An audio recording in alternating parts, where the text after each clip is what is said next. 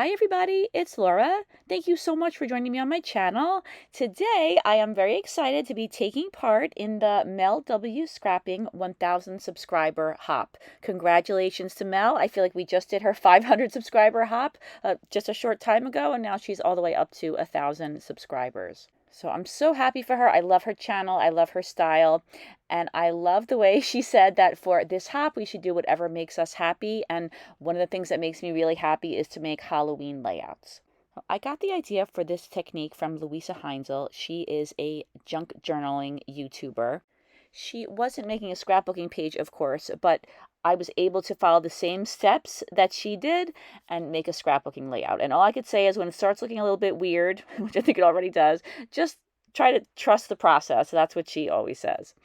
So I started off with two different pens. One was a thick one was a thin one, and I just made some scribbles around where my photo is going to go. The next thing she did was add some splatters. I used some Tim Holtz Distress stains.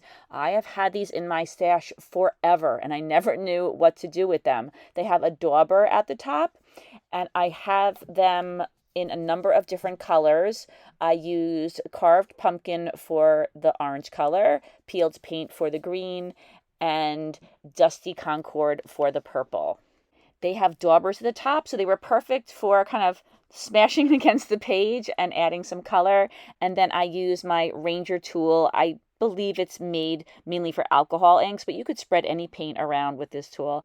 And then I spread all of the paint out a little bit. And then in between, I use my heat tool to dry the paint.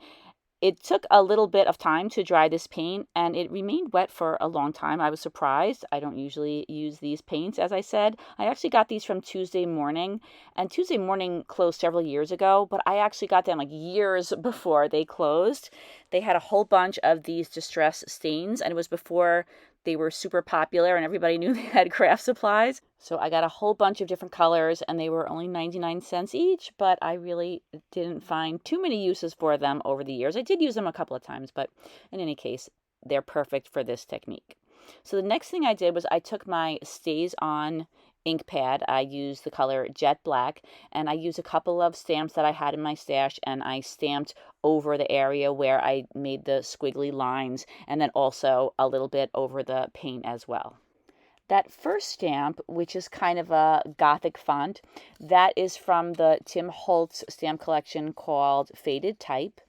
And then that large stamp that I use is made by Stampendous, and the name of it is Cling Mixed Mesh. I wanted to add some lines to this cluster, so I also use an unbranded stamp, and I stamped those lines in a couple of different directions. When I put my photo back on top, I saw that there was a little area to the right-hand side of the cluster that needed a little bit more. It looked like something was missing there, so I went back in with those same stamps and did a little bit more stamping. And then the next thing that Louisa did was she added some modeling paste through a stencil. I'm using a Studio Light mask from their Grunge collection. It's called Ripped and Stains. And I'm using two different black modeling pastes. So I had some Crafters Workshop black modeling paste. That was a little bit hard. And then I also used some Stardust butter in Marcasite, and that was a little too soft. So I mixed the two together, and they worked out perfectly. I love the combination, and I really love this stencil. I'm mainly using the modeling paste with the smaller circles that are on this stencil, and I add them in large areas on the right and the left side of the cluster, but then I also go back in and add a couple more of these circles or dots in a few other areas. And although I've tried my hand at it a little, I can't say that I've done a lot of junk journaling, but I do love mixed media, and if you're someone who really loves mixed media, I think that it's a good idea to check out Louisa's channel. She really amazes me. She's always trying new things. She's always mixing things together that I would never think to mix together and trying new techniques. So it's a channel that I've really enjoyed if you are interested in checking it out. So I'm pretty sure that Louisa added some splatters, so I'm doing the same. For the splatters, I use different colors. I use the Distress Stain once again in Mowed Lawn and also in Ground Espresso. And I'm using this fan brush, which I found is really, really useful for adding splatters. I think that it's a good investment. You can get a really inexpensive one if you like to add splatters, and it lasts for a very long time. So now it's probably about a week later, and I was thinking that I needed to add something else to the layout. At first, I was just going to leave the cluster on the left and maybe add a title, but then I was thinking I want to add something else in the lower right-hand corner. So what I decided to do was to add a few more little splotches of paint and then spread them out using the air blower. I also, while I was doing that, added another layer of paint to the splatters that I'd already put on the page earlier. And this time I spread the paint even further.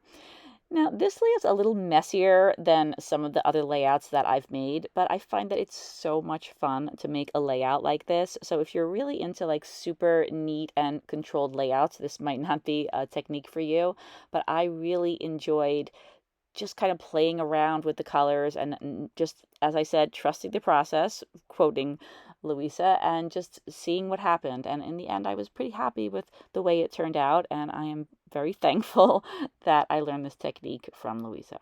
So I added the splatters in the bottom right-hand corner using those same 3 colors that I used to make the splatters in the larger cluster. And then, as I said, I added some more color to the cluster that I had already made, but this time I spread out the color much more. I wanted the color or the paint to fan out further across the page.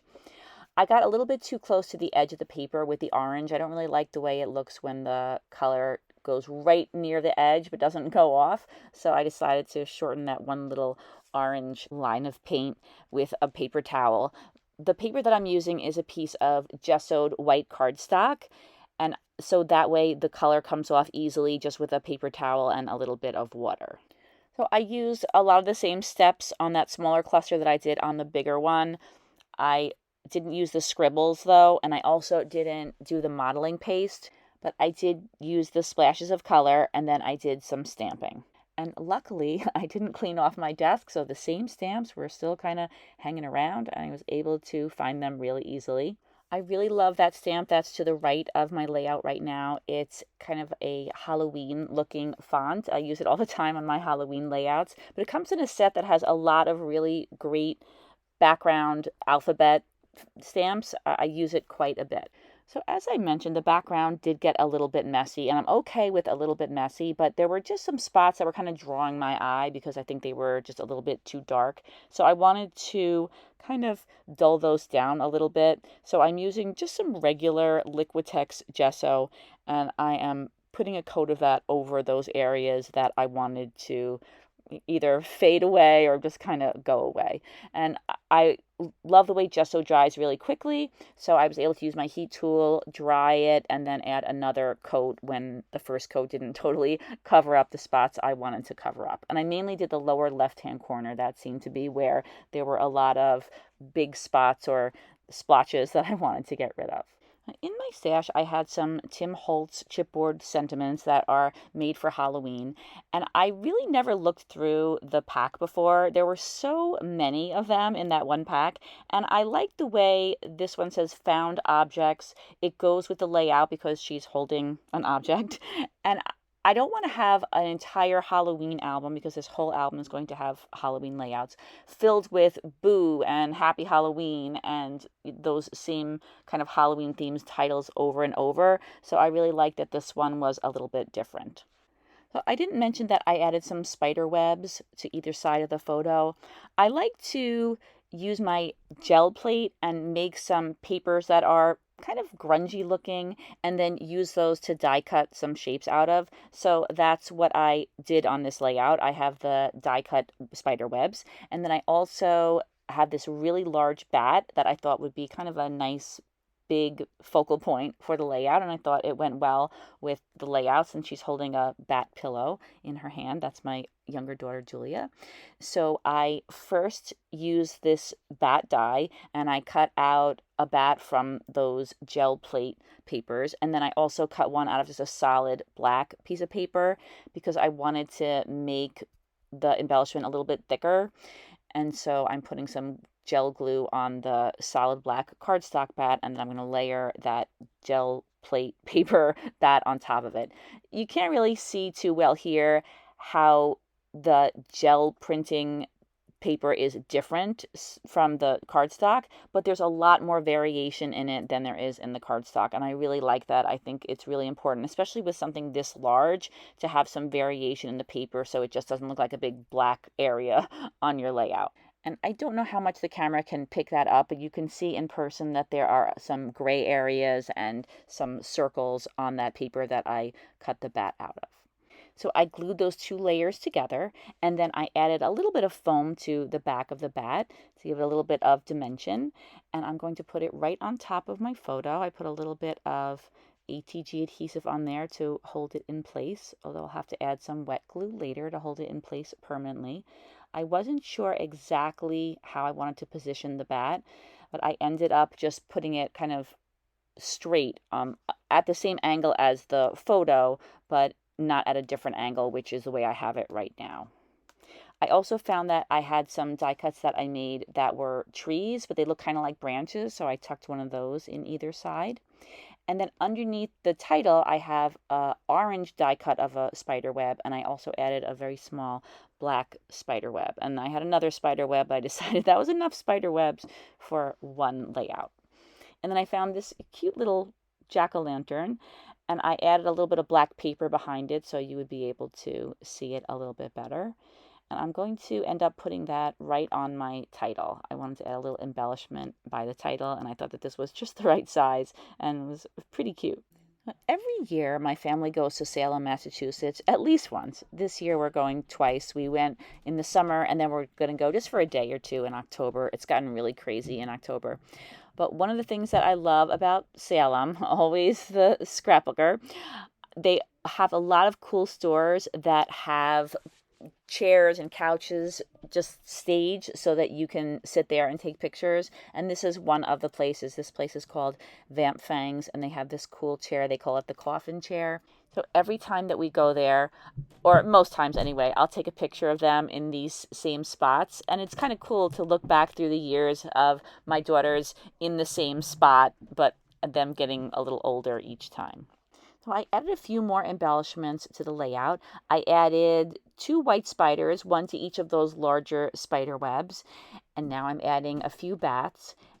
Just like with the spider webs and with the large bat, I use papers that I made using my gel plate, and I die cut the images out of them. And that's except for that little tiny bat that's on the right-hand side of the photo, the one that I'm attaching down right now. That one I used a paper punch to punch out. So to make the bats and the spiders look a little bit shiny, I'm adding some glossy accents to them. So I find that the glossy accents for me works really well from these little tiny containers. I know it's probably more economical to buy the big ones, but I really love these smaller containers. They don't get clogged as much. And I personally think they're easier to use. I think it's easier to use this little bottle than those big ones. And I forgot, I also added some glossy accents to that little jack-o'-lantern by the title. Usually I use glossy accents on small areas. It just adds kind of like a shiny, laminated look, almost like an epoxy look maybe, to surfaces.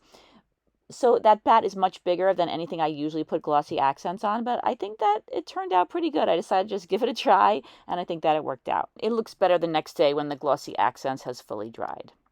So I decided to add a few jewels. I'm putting some very tiny orange jewels on the eyes of most of the bats on the page, and that's the very last touch, and the layout is complete.